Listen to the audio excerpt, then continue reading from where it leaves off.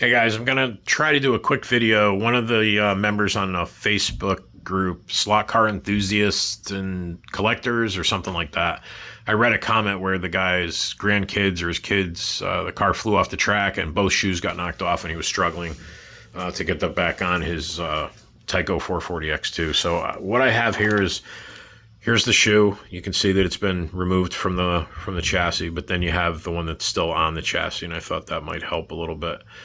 So on the shoe, you have this J-hook part here, and you can see it drops down on the, look at this shoe, drops down underneath your brush barrel, which is that brass piece right there. Here it is again, right here, okay?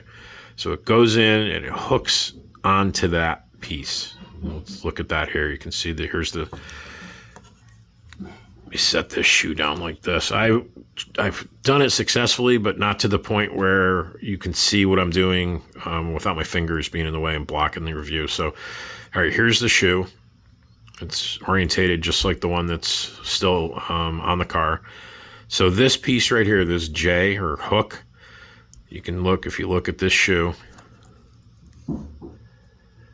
goes underneath, you have to get it underneath the brush barrel. Okay, and then we'll take a look at the top side. So you see where that shoe comes up and hooks over the brush barrel right there. Move the shoe again. So on this one right here, this part right here, that's what you're looking at. That's the part of the shoe right here that's over the brush barrel. So the tricky part is this little plastic tab right here. You see that right there? Can you see it right there on this one? There it is right there. Is to get this part of the shoe underneath that little piece. Okay, so it just takes some patience, really. It's not all that hard. It just takes some patience. And then you have to, this spring, here's the spring sticking out the bottom. Let's see, can you see it? That wire right there. Right there. That is captured under this little tab. Now, I don't know if it matters which side it goes on. I don't think it does. I know some of the guys that race the 440X2s, they put it double spring and they capture it on both sides so that there's even downward force on both sides of the shoe, so the spring's not causing it to sit to one side or the other. So wrap this up real quick. The hook comes under, goes down, and is captured on the brush barrel right there. You can see it goes down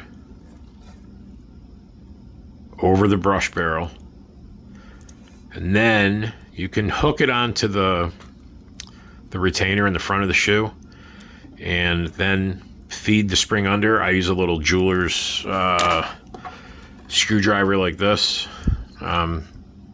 This is like a hex, but I use a small jeweler's flat tip.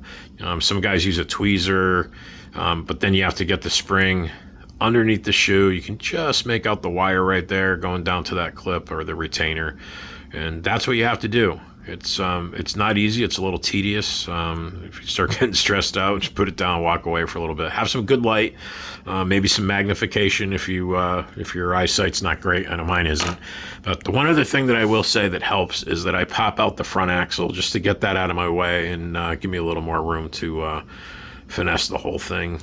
And then when you're done, just pop the axle back in, and you're good to go. So I hope that helps. If you have any questions, I'll check back and maybe I can help, or some of the other members. I know somebody up top put